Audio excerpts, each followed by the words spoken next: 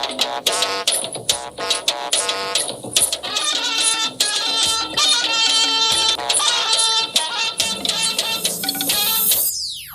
observing the situation very closely and working at developing a protocol that works for Nigeria. 3 suspected COVID-19 in Lagos confirmed negative as Minister of Health Osagie Ehenry updates Nigerians. These are just a few of the initiatives to ensure an empowering and inclusive business environment for our small businesses. 4,000 entrepreneurs in Ebonyi State benefit from National Micro, Small and Medium Enterprise Scheme. Issues of security and economic development take center stage. Northeast and South-South governors meet in their respective regions. Good evening and welcome to the news at 9 on NTA. I am Jumma Yusuf. I'm riding the news train with Jennifer Igwe in Lagos and Kemi Oshin is in Ibadan.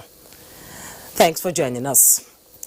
A total of 21 suspected cases of the novel coronavirus have been identified across 4 states comprising Lagos, Ogun, Kano and the FCT. Out of the suspected cases, 3 were negative. Minister of Health, Dr. Osagie Ehenry, stated this while updating Nigerians on the global pandemic. Health correspondent Rabi Abdullah has a report. Nigeria's current coronavirus status is one the Minister of Health says does not call for panic. We are observing the situation very closely and working at developing a protocol that works for Nigerians but does not restrict activities unnecessarily and does not restrict normal business needlessly. So if there's need, we change the protocol. In the meantime, since we have only 1 case and that case is well defined and is receiving treatment, we haven't seen any other threat. We do not see any reason to bring additional to join other countries in creating this ban or that ban. In addition to following up the 61 contacts of the index case, the Nigerian Center for Disease Control and Port Health Services, he explained, are also in touch with 55 out of the 148 passengers on the manifest of the index case flight for any development of possible symptoms of COVID-19. We also continue to closely compare Nigeria's infection prevention and control measures with what obtains in other countries, and I can confirm to you that our standing in Nigeria is among the best. The minister disclosed that the sum of 1.67 billion naira had so far been expended on prevention, response and containment measures, appealing for more financial support from development partners and the private sector. In response to the scarcity of hand sanitizers brought about by the global scourge, the NIPRID presented a product developed by the Institute. We're now working on cataloging a list of phytomedicines and trying to model them against the coronavirus to quickly try and identify those that may have activity against the coronavirus. Another thing we're doing in NIPRID is ramping up our activity on immunomodulating phytomedicines that have immunomodulating activity, because this could be an adjunct treatment for coronavirus. Over 80 countries have so far confirmed COVID-19 cases. In Abuja, Rabi Abdullah, NTA News. As the continent of Africa grapples with over 30 reported cases of coronavirus, the West African Health Organization has put together a 2-day simulation exercise to strengthen regional preparedness to tackle the COVID-19 epidemic in the region.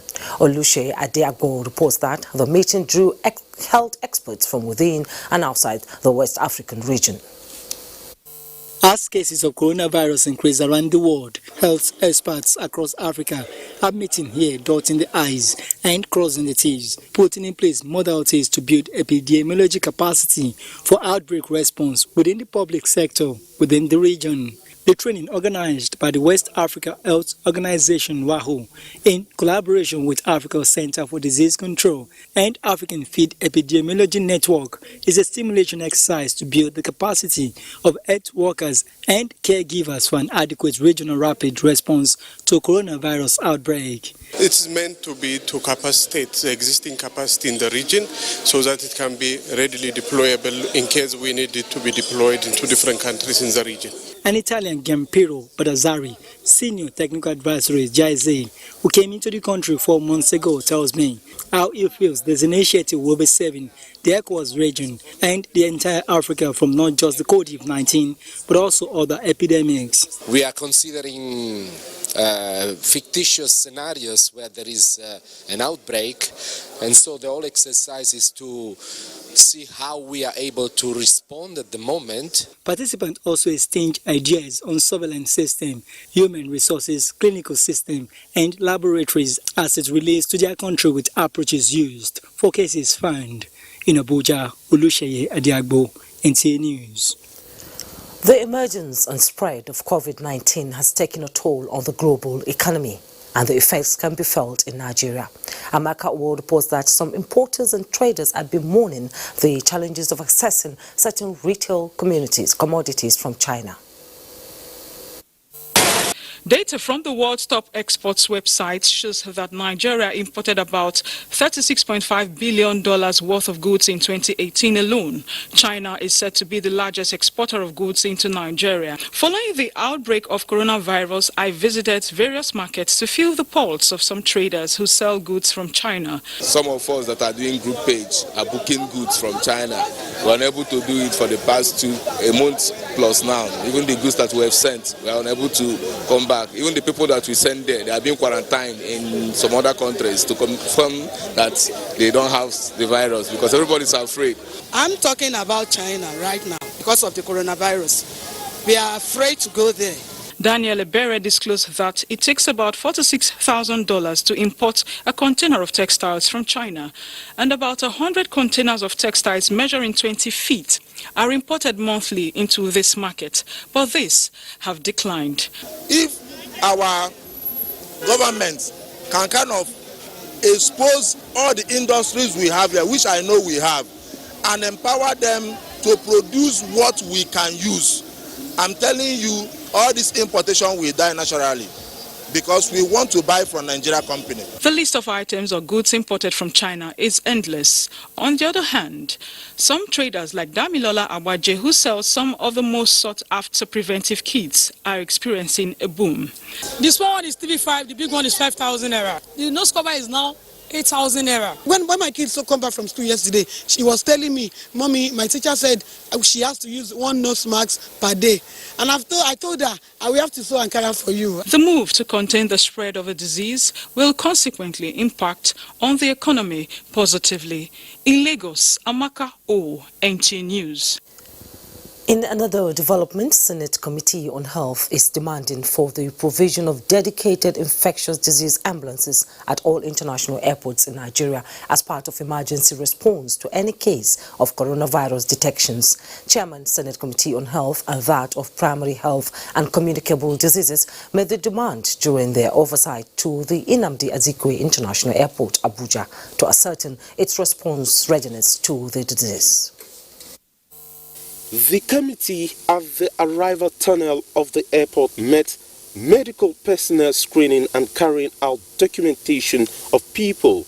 They also visited the secondary screening and holding rooms for any suspected case where they expressed satisfaction with the procedures. The committees, however, observed that this is not replicated in other airports, stressing the need for similar procedures and checks at all the international airports across the country, as well as the provision of infectious disease ambulances. We've conversed with the airport authorities, officials, as well as the director from the Ministry of Health. And I'm sure within what we are looking, within the budget that will be done. But we also said that it's not only for Abuja Airport. We want it in all other 5 points of entry identified.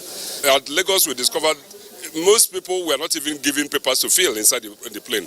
we raised the issues that they must feel it inside there before coming down. Now we have papers, they are over there. We thank God they have acknowledged the improvement made in Abuja Airport. The management was, however, asked to maintain computer database records of travelers rather than hard copy documents to avoid any loss. As the efforts to check coronavirus intensifies in Rivers State, authorities of most public places are working towards improved sanitary conditions. They appealed for long-lasting solution to prevent spread of the disease. Ijoma Ogoke has the situation report. There is intensive efforts on sensitization for improved hygiene in public places. Screening of passengers is ongoing at Port Harcourt International Airport. Like if they are coming from Italy, definitely they waste time. I trust Nigeria on this because I can remember vividly during the time of February they take precaution, and what I'm seeing here is quite impressed. Since the outbreak of Lassa fever and coronavirus, strict compliance to regular hand washing and sanitation of environment, some people affirmed, have become a routine. I wash my hand like 3 times when I start sampling, and after I sample my market, before I eat, I wash. School authorities and other institutions are advised to adopt necessary measures to ensure safety of its environment. In Port Harcourt, Ijomu Gweke, NTA News. And from Maiduguri, awareness and personal hygiene is now being promoted in Borno State as an important step to COVID-19 prevention in a zone where no suspected case has so far been reported. This is in addition to efforts by the state government to equip a designated center for possible isolation and quarantine. Yagum Subukar has an update. I'm right here at General Abuja, newly constructed general hospital that has been designated as an isolation center for any suspected case of COVID-19 that might arise in Borno.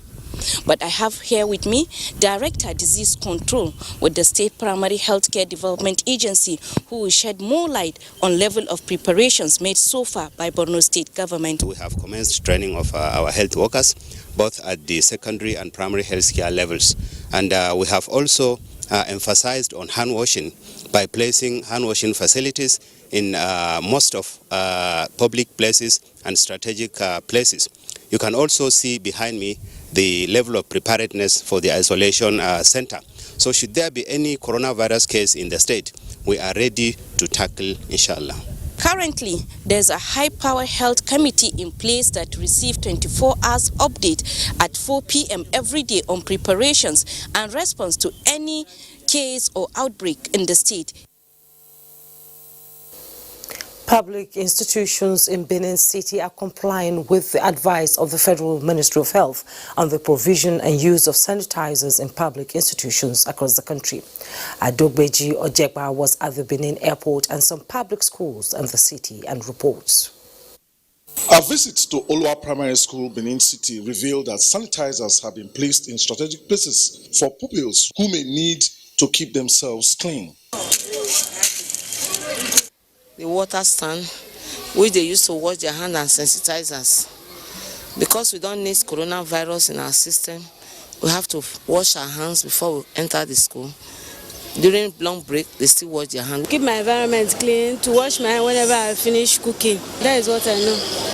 At the Benin airport, the situation was not different, as I was made to pass through the screening exercise before I and other passengers were granted access into the airport. Some who were not aware were politely stopped and made to undergo the medical checks, certifying them clean to go into the airport.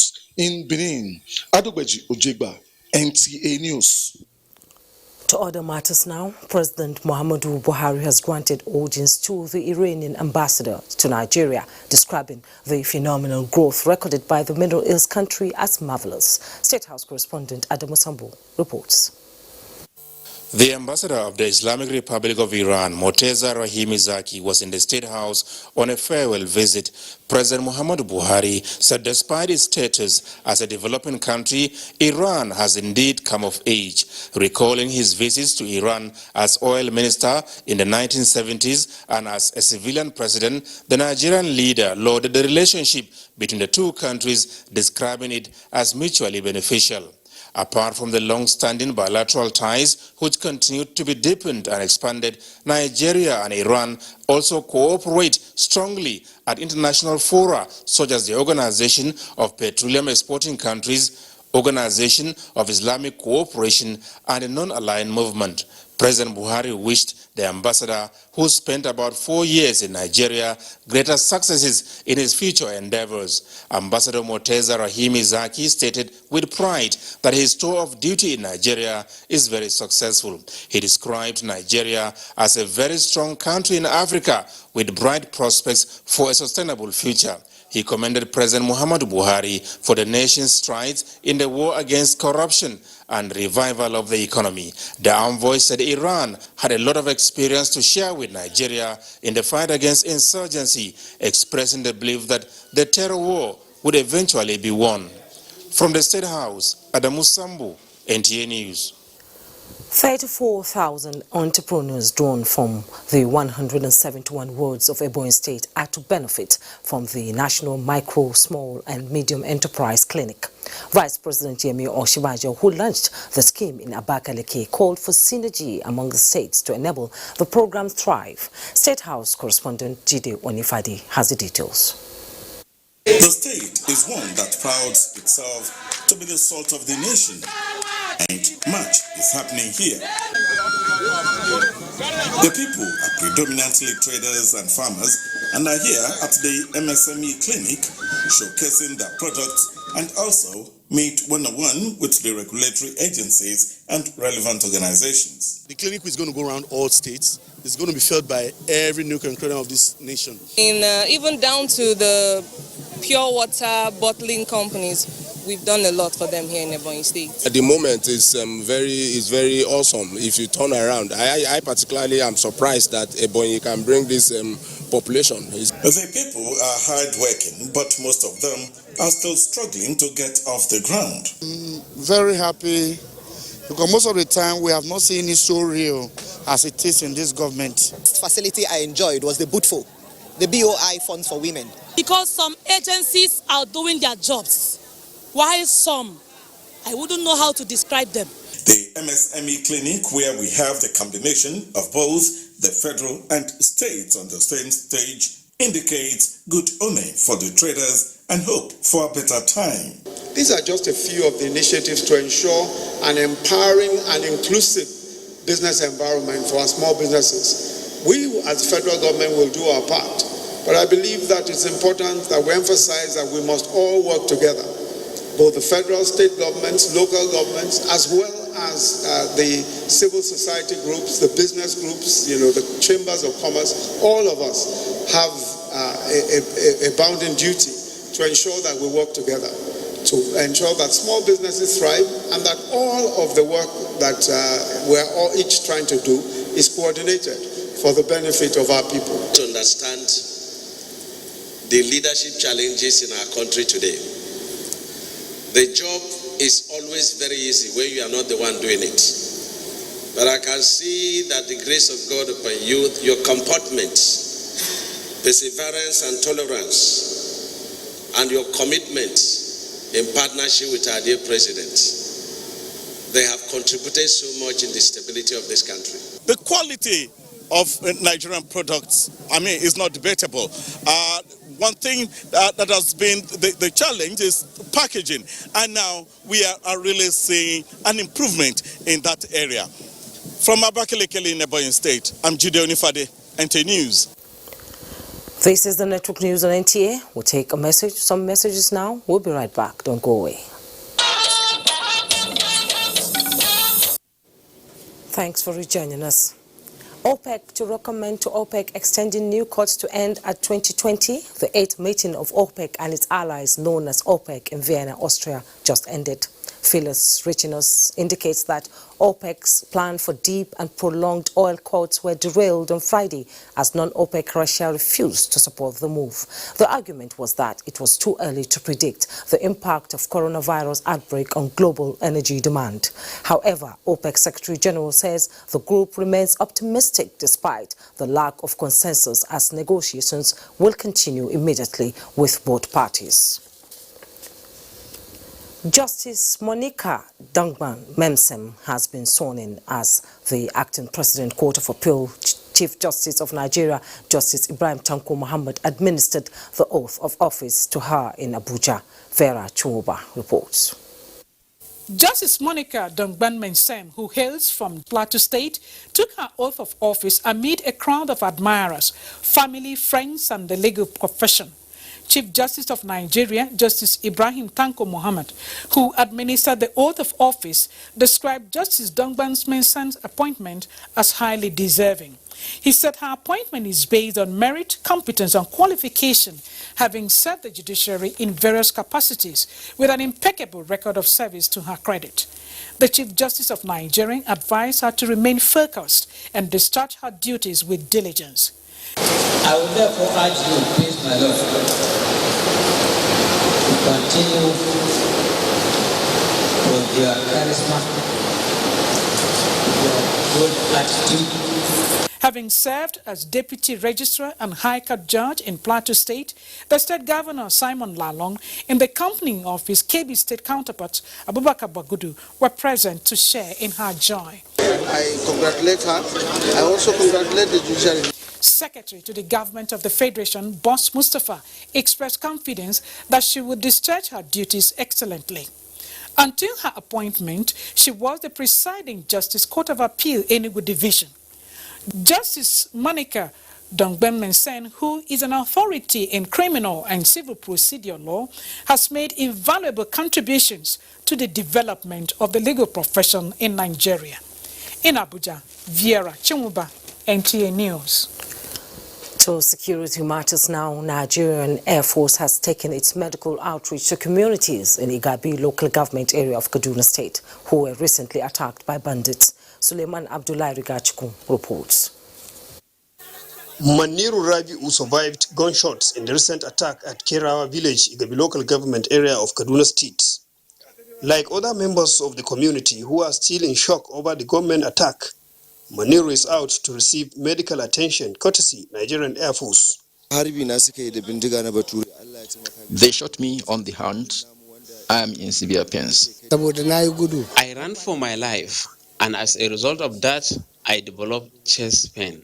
The medical outreach, which aims at providing relief to the affected communities, is also a deliberate effort by the Air Force to promote civil-military relationship for information sharing on security.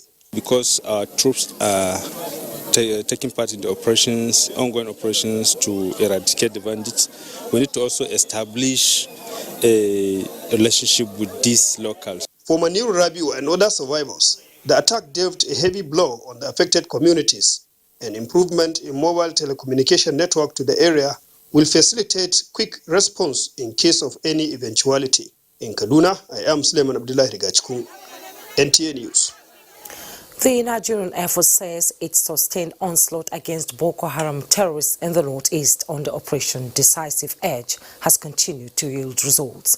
In a statement by NAV Director, Public Relations and Information, Air Commando Ibikunle Daramola, the latest of these was recorded on 5th March 2020 when the Air Task Force of Operation Lafia Dole obliterated a terrorist camp at Al-Hafasi in the heart of the Sambisa Forest in Borno State. The attack was undertaken following confirmatory intelligence, surveillance and reconnaissance missions which established that several compounds in the settlement were being used by the terrorists to house and train their fighters. The subsequent airstrikes obliterated most of the structures, neutralizing some of the Boko Haram occupants. The Nigerian Air Force says it will continue to operate with surface forces to destroy all remnants of the terrorists.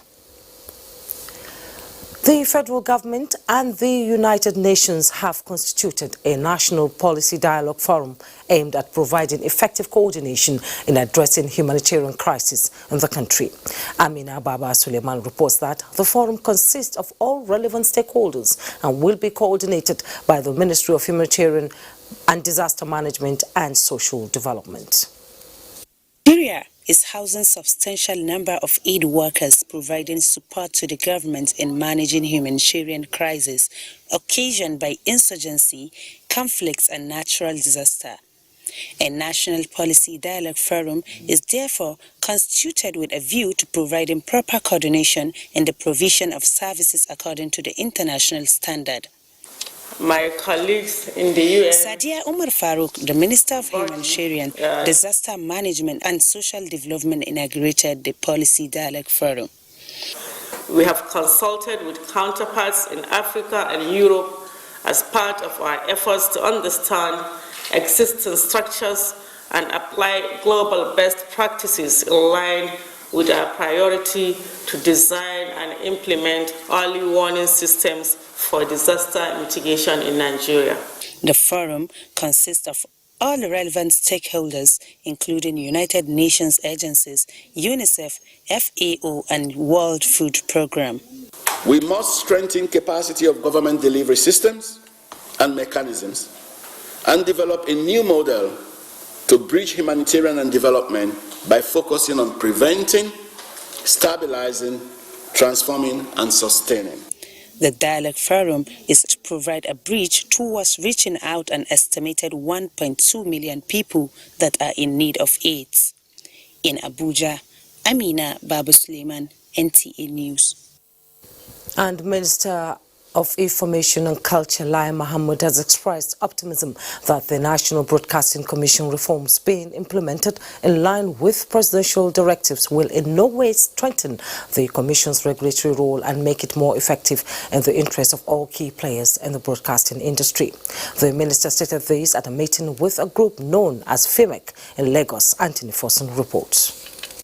FIMIC is made up of creative industry practitioners comprising movie producers, theater directors, and content producers, among others. The minister, while confirming the commencement of the reform, said the current management of the NBC under the leadership of the Acting Director General has confirmed the convening of a stakeholders validation conference to endorse the new initiatives in the sector, where the necessary amendments to Broadcasting Code on monopoly and anti-competition, unwholesome content on social media, and other amendments will be published to the public. You can now see that this reform is not a fluke. I therefore want to challenge your group and other stakeholders to continue to cooperate with the industry regulator in order to ensure a faithful implementation of the recommendations. The minister said the move is in good faith, targeting at placing the industry on a good state to enable it achieve its full potentials, hence the need for stakeholders to partner with the federal government. The process for the amendment of the NBC Act has begun, and soon we shall be forwarding an executive bill to the National Assembly for further action. And on staff welfare, the board has received the approved recommendations and is in the process of implementation. For the Acting Director General of the NBC, he said it is gratifying that the minister is committed to the presidential directive. Members of the group, in their separate remarks, commended the minister for the implementation of the policy, which is aimed at revolutionizing the industry for its potentials to be unlocked. The NBC Reforms Implementation Committee has submitted its report to the minister in November last year. In Lagos, Anthony Forson, NTA News.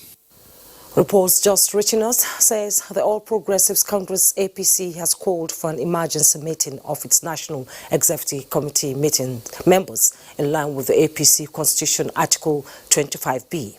A statement by Acting National Secretary of the party, Victor Giadom, says all members of the National Executive Committee are mandated to attend the meeting on Tuesday, March 17th by 3 p.m. at the National Secretariat of the party in Abuja.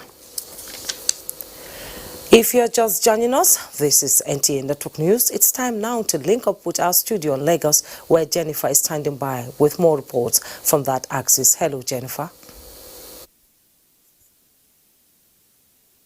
Thank you, Jumai, and a warm welcome to Lagos. Our story is on the petroleum sector. The federal government has demonstrated its commitment to revamping the petroleum industry by entrenching efficiency and transparency in the upstream and downstream sectors in line with international standards.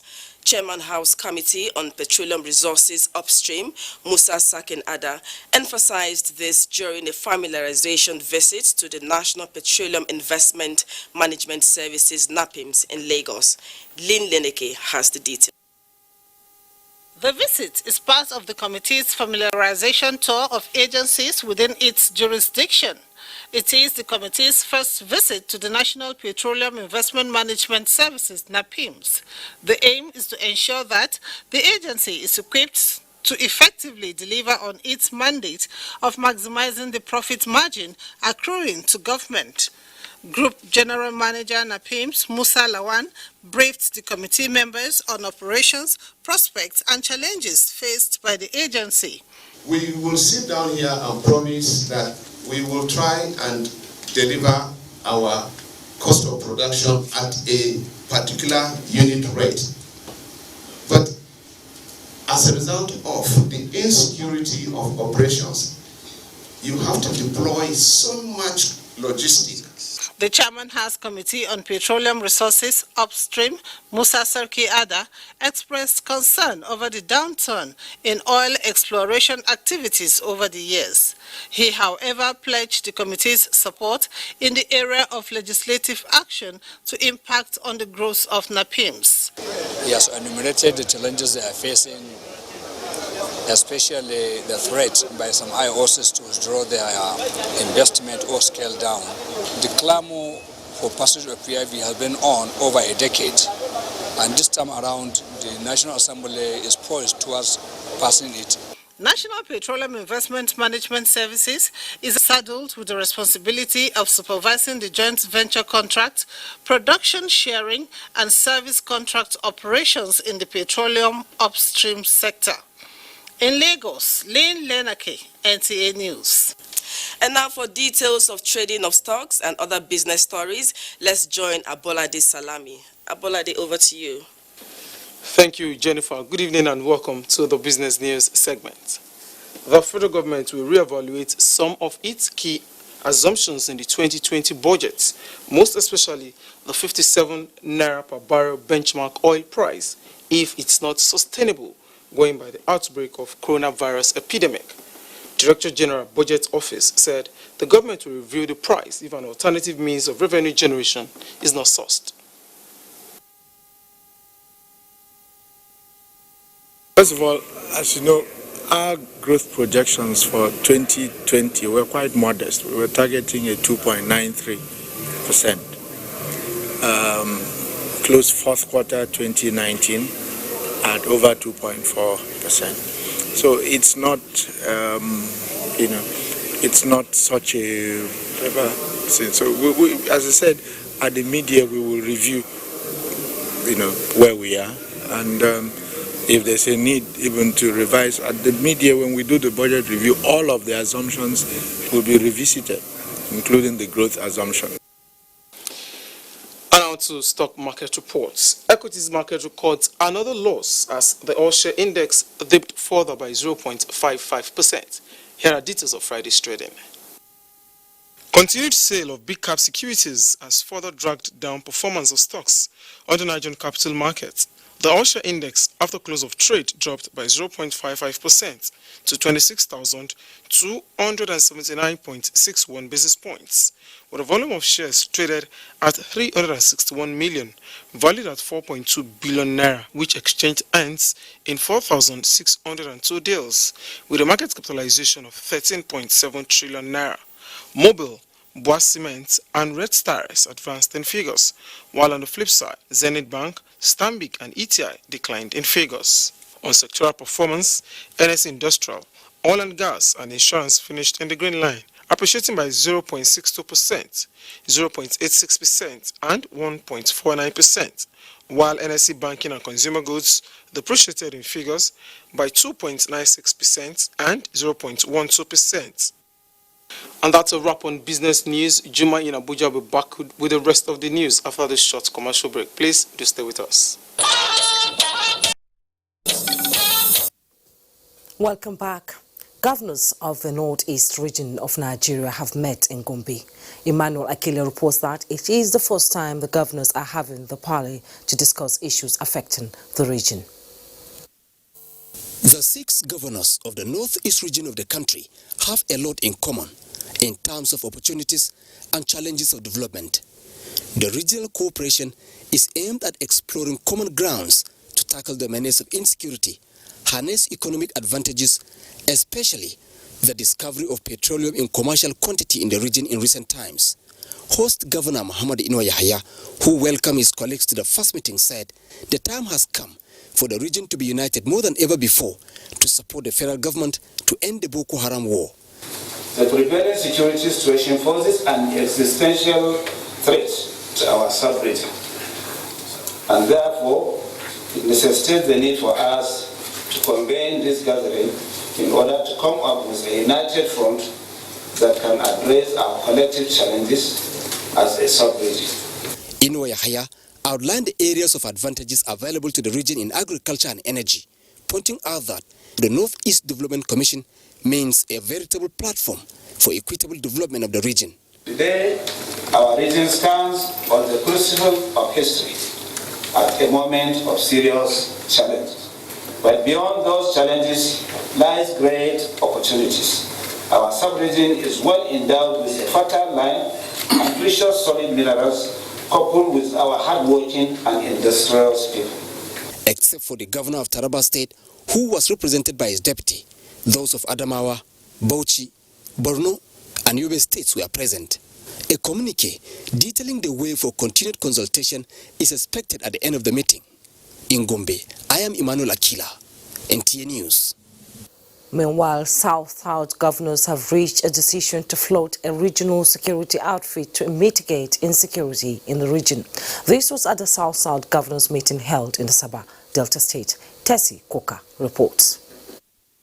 Top on the agenda of the meeting of the South-South governors held behind closed door is the issue of security and economy as disclosed by the chairman of the forum, Governor Ifeanyi Okowa. We have agreed as a region that there is a need to have a regional security outfit, and we have mandated the Brace Commission to begin to work out the details and to brief us at our next meeting, which is going to hold in Port Harcourt. The forum also resuscitated the Brace Commission as part of the strategy of making the South-South region economically viable and vibrant. The Brace Commission has established is to help us look into issues of regional economy and the need to develop our region collectively instead of working as individual states. The forum also agreed that the 13% derivation from the federal allocation should henceforth be first line charge. In Asaba, Tessie Koka,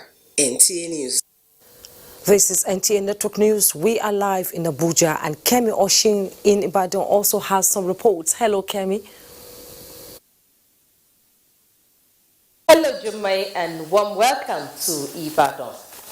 Oyo State Police Commissioner Shina Olukolu said the renewed strategy of the command in fighting crime led to the arrest of an impostor using army uniform to commit crime, as well as 44 other suspects for various offenses. The commissioner made this known while briefing journalists on the success of the command. Correspondent Rofia Animbashan Badmus has details. Oyo State Police Command, as part of its strategic way of combating crime and criminality in the state and deployment of logistic support, which paid off with the arrest of suspected criminals. A total of 45 suspects were arrested for offenses varying from armed robbery, murder, impersonation, while exhibits like ammunition and motorcycles were recovered. We have indeed redoubled our efforts and reviewed the security architecture, as shown in the renewed activities of the police tactical teams. Some of the suspects confessed to the crime. I'm a carpenter. I called one girl, so with a army and like t-shirt. So I now carry the girl go out, have sex with her. Oyo State Commissioner of Police therefore advised members of the public to be security conscious at all times and careful when relating with strangers in Ibadan. Rofia Animashan Badmus, NTA News. You're still watching Network News on the NTA. More reports after this time out. Stay with us. It's good to know you're still there. Enugu State emerges winner in the football final of the NYSC Sports and Cultural Festival, which ended on Friday. Ayodeji Makinde is here with the details.